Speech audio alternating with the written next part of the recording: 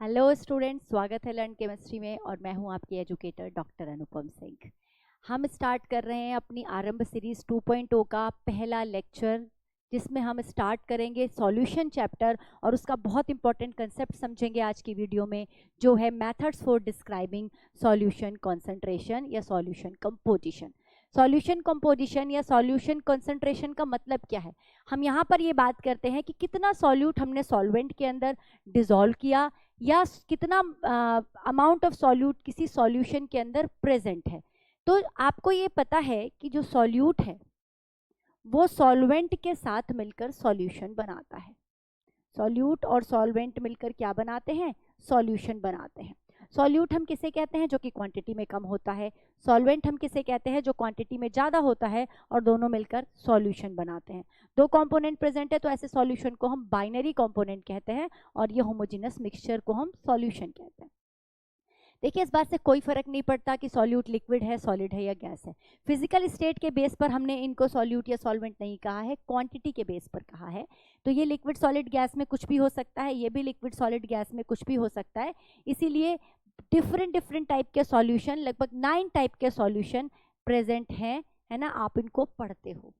अब इस सॉल्यूशन में कितना सॉल्यूट प्रेजेंट है या सॉल्वेंट के अंदर कितना सॉल्यूट प्रेजेंट है, ये जानने के लिए हमें क्या करना पड़ेगा? हमें उसकी कॉन्सेंट्रेशन टर्म यूज करनी पड़ेगी, कॉन्सेंट्रेशन निकालनी पड़ेगी। अरे कॉन्सेंट्रेशन क्या है? Amount of solute present in the given quantity of solution और सॉल्वेंट, इसी को हम कॉन्सेंट्रेशन कह रहे हैं। मैं यहाँ पर कॉन्सेंट्रेटेड या डाइल्यूट सॉल्यूशन की बात नहीं कर रही।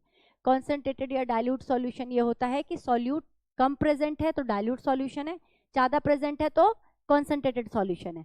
मैं यहाँ पर उसकी क्वांटिटी निकालने की बात कर रही हूँ कि कितना अमाउंट प्रेजेंट है।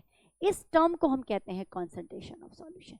अब ये जो कॉन्सेंट्रेशन ऑफ सॉल्यूशन जिसकी हम बात कर रहे हैं, इसको हम दो कैटेगरी में डिवाइड कर सकते हैं। कॉन्सेंट्रेशन ऑफ सॉल्यूशन को हम किस में डिवाइड कर सकते हैं? दो कैटेगरी में। किस बेस पर डिवाइड किया मैंने इसको डिवाइड किया कि हम इसको कैसे मेजर करेंगे।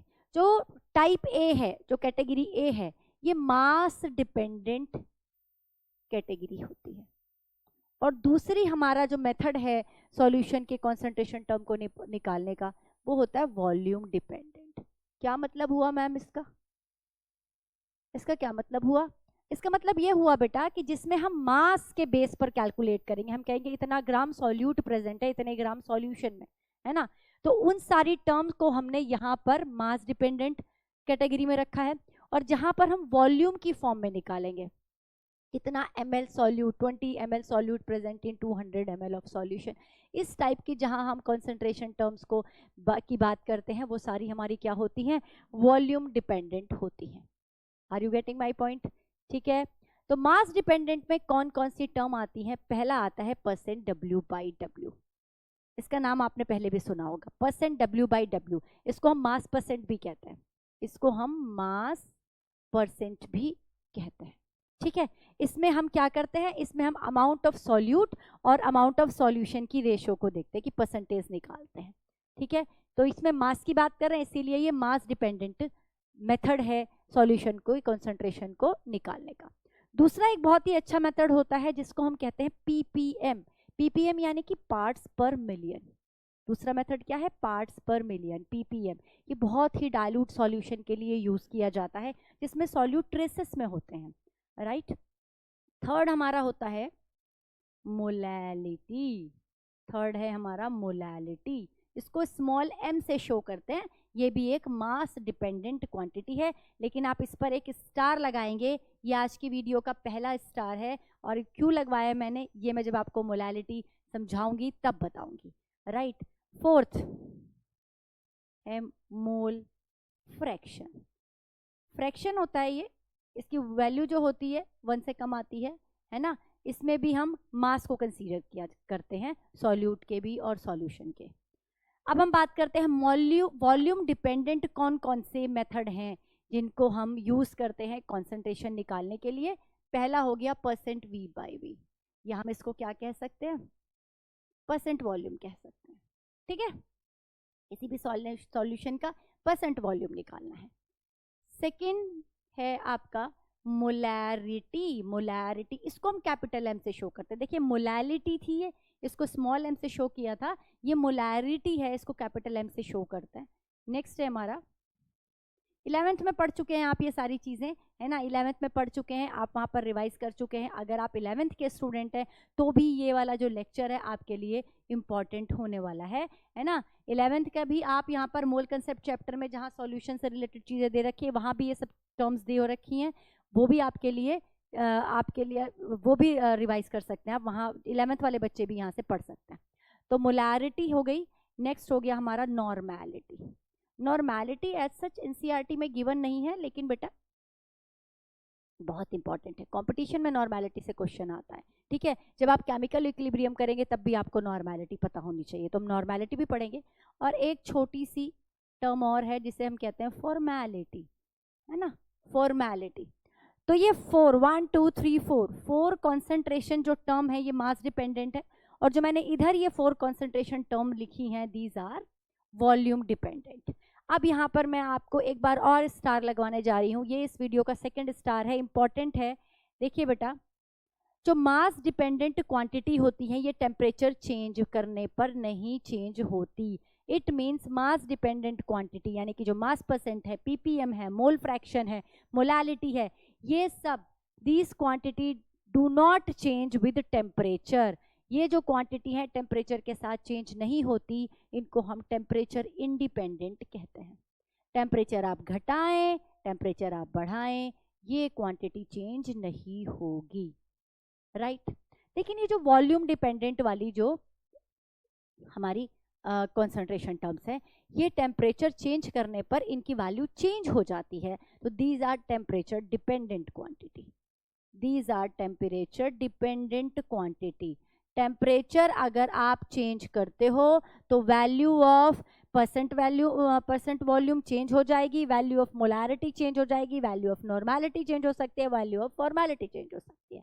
क्योंकि टेम्परेचर बढ़ाने पर वॉल्यूम चेंज हो जाता है, सॉल्यूशन का वॉल्यूम इंक्रीज हो जाता है। जब आप टेम्परेचर को इंक्रीज करते हो, वॉल्यूम ऑफ सॉल्यूशन इंक्रीज होता है, तो जो पूरी की पूरी जो क्वांटिटी है, क्योंकि इसके सब में मैं सब क्वांटिटी को जब आपको पढ़ाऊंगी, है ना, इन सब के फॉर्मूले बताऊंगी, इन सब में हम वॉल्यूम कंसीडर करते हैं सॉल्यूशन का। तो वॉल्यूम कंसीडर करते हैं तो वॉल्यूम चेंज हो जाएगा, भाई टेम्परेचर बढ़ाने पर वॉल्यूम इंक्रीज हो जाएगा, तो जो क्वांटिटी की जो वैल्यू है वो भी इंक्रीज हो जाएगी। ठीक है, तो इसी तरह these are called temperature dependent quantities. अब हम इन सारी क्वांटिटीज को वन बाय वन समझेंगे। हमारी कॉन्सेंट्रेशन टर्म है मास परसेंट। मास परसेंट की बात करते हैं तो मास परसेंट हम कैसे निकालते हैं? मास परसेंट निकालने का जो फॉर्मूला होता है वो होता है mass of solute upon mass of solution. ठीक है, mass of solute upon mass of solution. हम एक काम करते हैं, यहाँ पर एक चीज मान लेते हैं, हमने ए माना है सॉल्यूट को, है ना, इसका सॉल्यूट का वेट हो सकता है, अगर WA लिखा है मैंने, VA लिखा है तो सॉल्यूट का वॉल्यूम हो जाएगा। ठीक है, बी माना है मैंने सॉल्वेंट को, राइट, और ए और बी का दोनों का हम इकट्ठा ले रहे हैं यहाँ पर, तो ये क्या हो गया, ये सॉल्यूशन का मास हो गया, राइट। ग्राम में होंगी दोनों चीजें, तो WA upon WA plus WB, WA plus WB क्या हुआ, मास ऑफ सॉल्यूशन इनटू 100। तो mass of solute present in 100 gram of solution, अगर मैं इसकी डेफिनेशन लिखूं तो क्या होती है, मास ऑफ सॉल्यूट ग्राम में इन 100 ग्राम, परसेंटेज निकाल रहे हैं ना, 100 gram solution is called mass percent, is called mass percent. ठीक है, अगर मैंने आपको कहा 20% W/W यूरिया है, सॉल्यूशन के अंदर 20% W/W यूरिया है, इसका क्या मतलब हुआ, या ये यूरिया का एक्वस सॉल्यूशन है, 20% W/W यूरिया एक्वस सॉल्यूशन है। अगर आपको एक्वस नहीं दिया है और किसी भी सॉल्वेंट का नाम नहीं दिया है तो आप ये मान के चलेंगे कि वहां पर वाटर ये एज अ सॉल्वेंट है, तो यहाँ पर क्या हुआ, 20 ग्राम यूरिया, इसका मतलब क्या हुआ, ये जो लाइन लिखी है इसका मतलब क्या हुआ, 20 gram urea, 20 gram urea present in 100 gram of solution, ये इसका मतलब हुआ। ठीक है, तो हमें यहाँ पर क्या लेना है, न्यूमरेटर में हमेशा सॉल्यूट आएगा और डिनोमिनेटर में हमेशा सॉल्यूशन आएगा in case of mass percent, right. तो ये हमारा पहला कॉन्सेंट्रेशन टर्म हुआ। हम दूसरे की बात करते हैं। दूसरा हमारा कॉन्सेंट्रेशन टर्म था मोलैलिटी। नहीं, पहले पीपीएम कर लेते हैं, है ना। उसी उसमें लिख रही हूँ मैं, ऑर्डर में जिसमें मैंने पहले लिखा था पीपीएम। क्या होता है ppm? Ppm is a parts पर मिलियन। क्या होता है ये? पार्ट्स पर मिलियन। जैसे आपने परसेंटेज 100 में निकालते हो ना, तो पीपीएम यहाँ पर क्या निकलता है? मिलियन में निकलता है, ठीक है, मिलियन में निकालते हैं। तो यानी कि 1 part of solute present in million part of solution. क्या मतलब हुआ इसका? 1 part of solute present in 1 million of solution. ये बात समझ रहे हैं भाई? यहां पे हम परसेंटेज में 100 में निकालते हैं, यहां पर हम मिलियन में निकाल रहे हैं, ठीक है, मिलियन सॉल्यूशन के अंदर हम निकाल रहे हैं। इसका मतलब ये बहुत डाइल्यूट सॉल्यूशन के लिए यूज किया जाता है। जैसे कि वाटर के अंदर क्लोरीन की परसेंटेज, टूथपेस्ट के अंदर फ्लोराइड की परसेंटेज, ये सब के ना ट्रेसेस में प्रेजेंट होते हैं बहुत कम क्वांटिटी में। तो हम इनके लिए जो कॉन्सेंट्रेशन टर्म यूज करते हैं, जो मेथड यूज करते हैं, वो पीपीएम होता है, पार्ट्स पर मिलियन वाला, राइट। इसका फॉर्मूला क्या होगा? पीपीएम का फॉर्मूला होता है सेम वही, वेट ऑफ सॉल्यूट ऊपर रखेंगे, वेट ऑफ सॉल्यूशन नीचे रखेंगे, और किस में निकालना है? 10⁶ मिलियन में निकालना है। क्लियर हो गया? समझ में आ गया ये चीज? अब मैं अगर यूनिट की बात करूं, देखो बेटा, इसकी तो कोई यूनिट नहीं थी, है ना, इसकी तो कोई यूनिट नहीं थी। इसमें ये भी ग्राम में था और ये भी ग्राम में था। लेकिन यहाँ पे क्योंकि ये सॉल्यूट बहुत कम क्वांटिटी में होता है, तो इसको हम मिलीग्राम पर लीटर में लेते हैं। इसको मिलीग्राम पर लीटर में लेते हैं कि 1 लीटर में कितना मिलीग्राम सॉल्यूट प्रेजेंट होता है। अभी तक आपने 2 क्वांटिटी पढ़ी है और दोनों के अंदर आपने देखा है कि न्यूमरेटर में सॉल्यूट है और डिनोमिनेटर में सॉल्वेंट है। अब हम नेक्स्ट क्वांटिटी की बात करते हैं, जो हमारी होगी, ये आपने नोट कर लिया, फर्स्ट और सेकंड दोनों क्वांटिटी नोट हो गई। अब हम बात करेंगे अपनी थर्ड क्वांटिटी की, और वो कौन सी है? वो है मोलैलिटी, है ना, मोलैलिटी। थर्ड हो गया हमारा मोलैलिटी। मोलैलिटी यानी कि स्मॉल एम से शो करेंगे। क्या होती है molality? Number of moles present in 1 kilogram of solvent. क्या डेफिनेशन है इसकी? नंबर ऑफ मोल्स, मैं आपके लिए सबकी डेफिनेशन लिख रही हूं, आपने नोट करनी है अपनी नोटबुक में। Number of moles present in 1 kilogram of solvent, तो उसे हम क्या कहते हैं? मोलैलिटी कहते हैं। मोलैलिटी की जो यूनिट होगी वो क्या होगी? वो होगी मोल पर किलोग्राम, है ना। फॉर्मूला देख लेते हैं मोलैलिटी का। मोलैलिटी का फॉर्मूला क्या होता है? Number of moles of solute upon weight of solvent, weight of solvent, this is the formula. और यूनिट क्या हो गई? मोल पर KG, this is the unit. अब आप इस केस में देख रहे हो कि यहाँ पर नंबर ऑफ मोल सॉल्यूट के लिए जा रहे हैं, लेकिन जो डिनोमिनेटर है बेटा उसमें सॉल्वेंट यूज हो रहा है, इसीलिए मैंने स्टार लगवाया था, इसीलिए मैंने स्टार लगवाया था। टाइप ए की कॉन्सेंट्रेशन टर्म हो या टाइप बी की कॉन्सेंट्रेशन टर्म हो, सारी कॉन्सेंट्रेशन टर्म में केवल मोलैलिटी ही एक ऐसी कॉन्सेंट्रेशन टर्म होती है जिसमें डिनोमिनेटर में सॉल्वेंट होता है, बाकी सब में सॉल्यूशन को कंसीडर किया जाता है, बाकी सब में सॉल्यूशन को कंसीडर किया जाता है। क्लियर हो गई ये बात? चाहे आप वेट ले रहे हैं, चाहे वॉल्यूम ले रहे हैं, सॉल्यूशन का लेंगे, but in this case, only in this case, हम किसको कंसीडर करते हैं? सॉल्वेंट के वेट को कंसीडर करते हैं। यूनिट क्या होती है? मोल पर केजी। नंबर ऑफ मोल कैसे निकालते हैं? ये मोल कंसेप्ट वाले चैप्टर में हम पढ़ भी चुके हैं। Wait of solute upon molar mass of solute, इससे हम नंबर ऑफ मोल निकाल सकते हैं। हो चाहे तो आप इसे फॉर्मूले में इस तरह रख सकते हैं, W upon solute molar mass of solute into weight of solvent in kg। This is the formula, this is the formula of molality, right. तो ये हमारी क्या हो गई? कॉन्सेंट्रेशन टर्म मोलैलिटी हो गई। नेक्स्ट टर्म को देखते हैं। नेक्स्ट है हमारा mole fraction. Mole fraction, mole fraction में हम क्या करते हैं?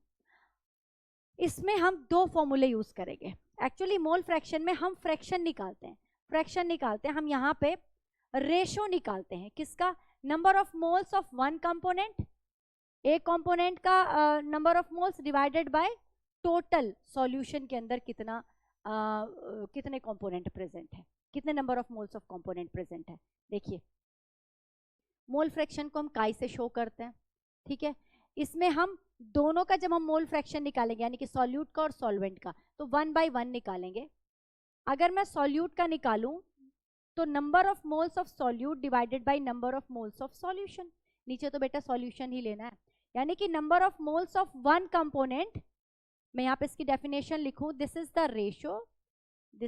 Ratio of number of moles of one component कौन सा कंपोनेंट भाई? बाइनरी सॉल्यूशन है तो एक कंपोनेंट सॉल्यूट है और एक कंपोनेंट सॉल्वेंट है।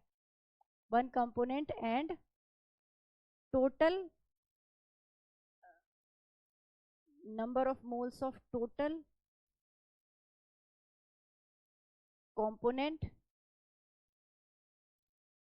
Present in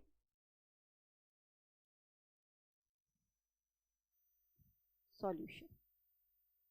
okay, this is the definition of mole fraction. तो यहां पर हम क्या करेंगे, हर एक कंपोनेंट का अलग अलग निकालेंगे। तो अगर मैं निकाल रही हूं सॉल्यूट का, सॉल्यूट मैंने पहले बता दिया था कि ए से मैं सॉल्यूट को शो कर रही हूँ और बी से मैं सॉल्वेंट को शो कर रही हूँ।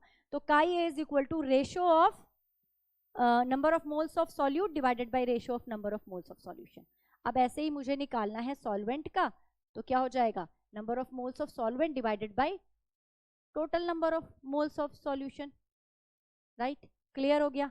ये जो काई ए और काई बी है, क्योंकि ये एक बाइनरी सॉल्यूशन है, इसके अंदर सॉल्यूट और सॉल्वेंट ही प्रेजेंट होंगे, तो दोनों प्रेजेंट होंगे, तो एक chi A plus chi B is equal to 1 होना चाहिए, है ना। It should be 1। अरे ये 1 का ही तो पार्ट है, यानी कि आप एक पिज्जा लेकर आए, उसमें से आपने कितना खाया, कितने पार्ट खाए, और मैंने कितना पार्ट खाया। मैंने 1 पीस लिया, आपने 3 पीस लिए, ठीक है। तो वही चीज, तो टोटल तो एक ही पिज्जा रहा ना।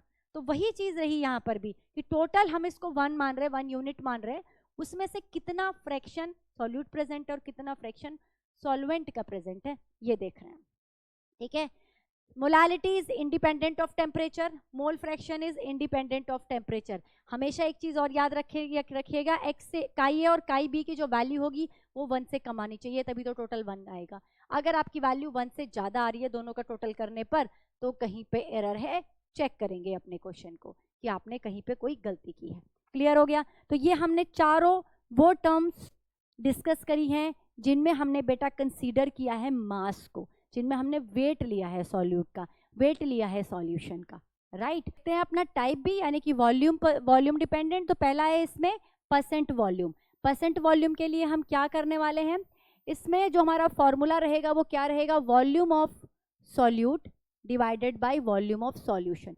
बार बार मैं आपको एक चीज बता रही हूँ, डिनोमिनेटर में सॉल्यूशन रहेगा, केवल एक को छोड़कर, वो क्या था, मोलालिटी था, जिसको हम डिस्कस कर चुके हैं अभी, जिसको हमने भी पीछे डिस्कस किया है, ठीक है। तो यहाँ पर हम इस तरह इंटू 100, इसका भी बिल्कुल सेम तरीका रहेगा, सेम डेफिनेशन रहेगी जैसे हमने मास परसेंट में ली है।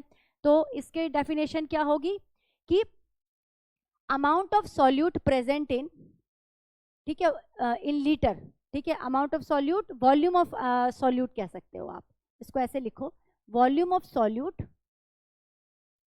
Present in 100 ml of solution. दोनों हमने ml में लिए हैं, दोनों का हमने वॉल्यूम लिया है, दोनों का हमने वॉल्यूम लिया है, इसीलिए हम इसको क्या कह रहे हैं, वॉल्यूम परसेंट कह रहे हैं, वॉल्यूम परसेंट कह रहे हैं। एक और होता है परसेंट W/V, इसमें हम क्या लेते हैं, इसमें हम देखो समझ में आ रहा है ना, इसमें हम वेट ऑफ सॉल्यूट लेंगे, नीचे वेट ऑफ सॉल्यूशन लेंगे, नीचे वेट ऑफ सॉल्यूशन लेंगे, ठीक है। एक ये भी होता है percent W/V, right. Percent V/V कह रहा, तो दोनों का आपने वॉल्यूम लेना है। अगर इसने कहा कि 30% V/V सॉल्यूशन है अल्कोहल का, तो उसका मतलब क्या हुआ कि उसके अंदर 30 ml alcohol present in 100 ml of solution, right. कर लेंगे आप इसको। नेक्स्ट हम टर्म देखते हैं, नेक्स्ट हमारी हो गई मोलैरिटी। मोलैरिटी, देखो वो मोलैलिटी थी, ये मोलैरिटी है, कैपिटल M से शो करते हैं, और ये जो क्वांटिटी होती है, जो मोलैरिटी होती है, क्योंकि ये टाइप बी की कैटेगरी है, तो ये वॉल्यूम डिपेंडेंट है, ये टेम्परेचर डिपेंडेंट है, टेम्परेचर चेंज करने पर चेंज हो जाएगी ये क्वांटिटी। अगर मैं इसकी डेफिनेशन की बात करूं तो वो होती है number of moles present in 1 litre of solution. 1 litre of solution, तो फॉर्मूला क्या हो जाएगा मोलारिटी का? Molarity is equal to number of moles of solute divided by volume of solution, volume of solution in litre. Clear? Volume of solution in litre, this is the formula. Unit क्या हो जाएगी? Mole per litre, this is the unit.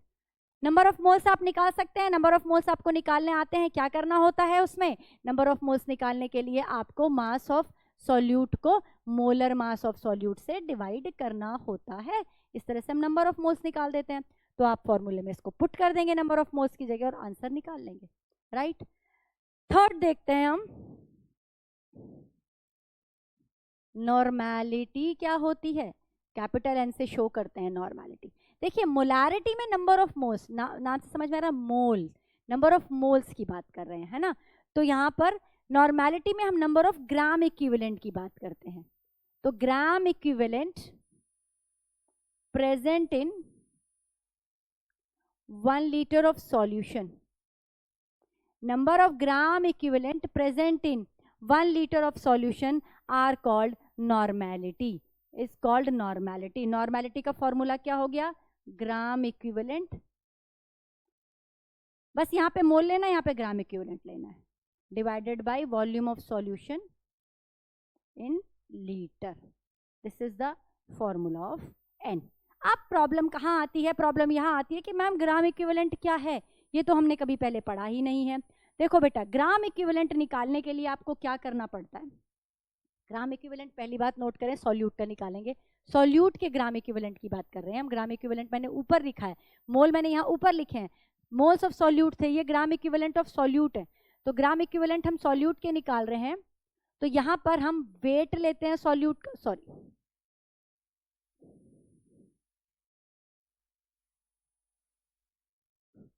Gram equivalent निकालने के लिए यहाँ पे gram equivalent लिखो।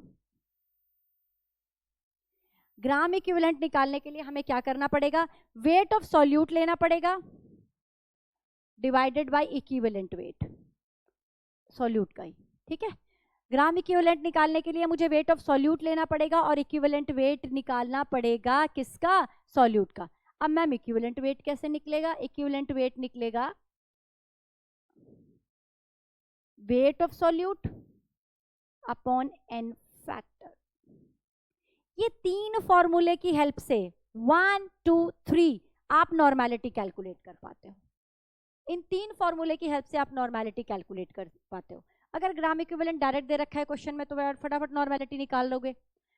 चलो ग्राम इक्विवेलेंट नहीं दे रखा है, इक्विवेलेंट वेट दे रखा है, तो फटाफट नॉर्मैलिटी निकाल लोगे। लेकिन इक्विवेलेंट वेट भी नहीं दे रखा है, तब क्या करना पड़ेगा? तब आपको उस क्वेश्चन के अंदर ना रिएक्शन दे रखी होगी। एक्चुअली जो इक्विवेलेंट वेट होता है, जो हमें इक्विवेलेंट निकालने हैं, जो हमें ग्राम इक्विवेलेंट निकालने हैं, वो इस चीज पर डिपेंड कर रहा है कि सॉल्यूशन में कौन सी रिएक्शन हो रही है। अगर तो रिएक्शन एसिड बेस रिएक्शन हो रही है, अगर वहां पर एसिड बेस रिएक्शन हो रही है, मतलब आपने HCl की रिएक्शन मान लो NaOH के साथ करा रहे हो, या किसी और H2SO4 की रिएक्शन कहीं और करा रहे हो, तो जो एसिड बेस रिएक्शन होगी वो डिसाइड करेगा एन फैक्टर को। एन फैक्टर क्या होता है? एन फैक्टर होता है बेटा acidity of base, basicity of acid, या फिर change in oxidation number in case of oxidation reaction. अगर एसिड बेस रिएक्शन है तो वहां पर एसिडिटी या बेसिसिटी देखोगे, अगर आपकी वहां पर ऑक्सीडेशन रिडक्शन रिएक्शन है तो वहां पर चेंज इन ऑक्सीडेशन नंबर देखोगे। ये डिसाइड करेगा एन फैक्टर को। जैसे कि किसी ने आपसे कहा कि भाई HCl है, एसिड मैंने लिया हुआ है, इसकी मैं रिएक्शन करा रही हूँ, तो मुझे पता है कि HCl की बेसिसिटी कितनी होती है? 1, क्योंकि इसमें एक ही हाइड्रोजन रिप्लेसेबल है। अगर उसने कहा कि हमने कैल्शियम हाइड्रोक्साइड लिया हुआ है सॉल्यूशन के अंदर, ठीक है, और अगर मुझे इसकी निकालनी है एसिडिटी, तो कितनी होगी? 2, क्योंकि इसमें 2 OH रिप्लेसेबल है। तो एन फैक्टर यहाँ क्या हो जाएगा? 2। कैल्शियम हाइड्रोक्साइड का मैं यहाँ पर वेट निकालूंगी, इक्विवेलेंट वेट निकल जाएगा। इक्विवेलेंट वेट से मैं किसको डिवाइड करूंगी? कितना अमाउंट सॉल्यूट का कितना अमाउंट कैल्शियम हाइड्रोक्साइड का प्रेजेंट है सॉल्यूशन के अंदर, उससे मैं ग्राम इक्विवेलेंट निकाल लूंगी। ग्राम इक्विवेलेंट निकालने के बाद वॉल्यूम से डिवाइड करके हम नॉर्मेलिटी निकाल लेंगे। टेंशन बिल्कुल नहीं लेनी है, इससे रिलेटेड क्वेश्चंस मैं आपको कराऊंगी, है ना, हम डिस्कस करेंगे तो आपके सारे जो डाउट है वो क्लियर हो जाएंगे। अभी के लिए आप इसकी थ्योरी नोट कीजिए, आप ये चीज नोट कीजिए कि नॉर्मेलिटी को कैसे निकाला जाता है, राइट। अब इसका यूनिट यही होगी, ग्राम इक्विवेलेंट पर लीटर, ग्राम इक्विवेलेंट पर litre, this is the unit. Normality कहते हैं इसको, क्या कहते हैं, नॉर्मेलिटी कहते हैं। अब एक छोटी सी चीज आपको बता दूं, जो हमारी फोर्थ है वो बहुत छोटी सी है, उसका नाम है फॉर्मेलिटी, है ना। तो हम फॉर्मेलिटी ना करते हुए इस वाले फॉर्मूले का भी क्या लिखेंगे, फॉर्मूले को भी लिख लेंगे। इसमें लेते हैं हम number of moles of ionic solute divided by volume in solution, कुछ नहीं है फॉर्मेलिटी। फॉर्मेलिटी नॉर्मेलिटी मोलारिटी जो आपने निकाली थी, जो मोलारिटी का जो फॉर्मूला है वही फॉर्मेलिटी का फॉर्मूला है, बस इसने थोड़ी सी फॉर्मेलिटी क्यों करी है, जब हम आयनिक सॉल्यूट की बात कर रहे हो, जब हम NaCl की बात कर रहे हो, जब हम कैल्शियम क्लोराइड की बात कर रहे हो, तो हम वहां पर क्या कहते हैं, आयनिक सॉलिड में हम इसको नॉर्मेलिटी ना, वो मोलारिटी ना कहकर फॉर्मेलिटी कहते हैं, क्योंकि हम इसको आयनिक फॉर्मूला कहते हैं, है ना। फॉर्मूला मास आपको याद है 11th क्लास में मोलर मास निकालते थे, लेकिन आयनिक सॉलिड के मास को हम क्या कहते थे, मोलर मास नहीं कहते थे, फॉर्मूला मास कहते थे, है ना। इसीलिए फॉर्मूला मास वहां पे कह रहे हैं, यहां पर हम इसको क्या कहेंगे, फॉर्मेलिटी कहेंगे। तो जब मैं नंबर ऑफ मोल्स निकालूंगी आयनिक सॉलिड के, तो कैसे निकालूंगी, weight of ionic solute divided by formula mass. Molar mass की जगह मैं क्या लिखूंगी, फॉर्मूला मास, लेकिन आप ये जानते हैं कि फॉर्मूला मास और मोलर मास एक ही चीज होती है। NaCl का फॉर्मूला मास निकालने के लिए सोडियम का एटॉमिक मास और Cl का एटॉमिक मास ही जोड़ना है, राइट। अगर मॉलिक्यूलर मास उसको कहे तो भी कोई फर्क नहीं पड़ता, लेकिन हमने उसे थोड़ी स्पेशल फील कराने के लिए फॉर्मूला मास कह दिया। इसीलिए हमने आयनिक सॉलिड की जब हमने मोलारिटी निकाली तो इनको स्पेशल फील कराने के लिए हमने क्या कह दिया, फॉर्मेलिटी कह दिया, राइट। तो these are concentration terms of solution, जिनमें हमने डिस्कस किया कि जो कौन सी मास डिपेंडेंट है और कौन सी वॉल्यूम डिपेंडेंट है। याद रखेंगे, मैंने आपको 2 स्टार लगवाए इस वीडियो में, एक मैंने मोलालिटी के ऊपर लगवाया था, क्योंकि बाकी सारी कंसंट्रेशन टर्म को छोड़कर केवल यही एक कंसंट्रेशन टर्म है जिसमें डिनोमिनेटर में सॉल्वेंट आता है, इसमें हम सॉल्वेंट को कंसीडर करते हैं, बाकी सब में हमने सॉल्यूशन को कंसीडर किया था।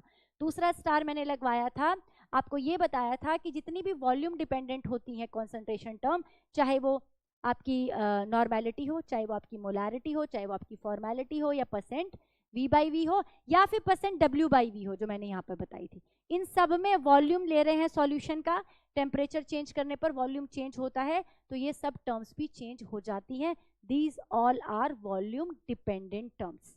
जबकि जो मास डिपेंडेंट टर्म्स पढ़ी थी वो टेम्परेचर डिपेंडेंट टर्म्स, और जो हमने मास डिपेंडेंट टर्म्स पढ़ी थी वो सारी की सारी क्या होती हैं, टेम्परेचर इंडिपेंडेंट होती हैं। तो ये सारी टर्म्स हमने डिस्कस कर ली। अब मैं आपको कुछ क्वेश्चंस आपको भेजूंगी, ठीक है, आपको मेरे चैनल पर ही मिल जाएंगे। इस वीडियो को देखने के बाद आप उन क्वेश्चंस को करेंगे। अगली जो हमारा लेक्चर होने वाला है उसमें हम इसी चैप्टर का, इसी टॉपिक का डाउट सेशन लेकर आएंगे, यानी कि उसके क्वेश्चंस करेंगे, जिससे कि आपका ये टॉपिक बिल्कुल अच्छे से तैयार हो जाए। तो इसी तरह बेटा पढ़ते रहिए, आगे बढ़ते रहिए। Thank you so much.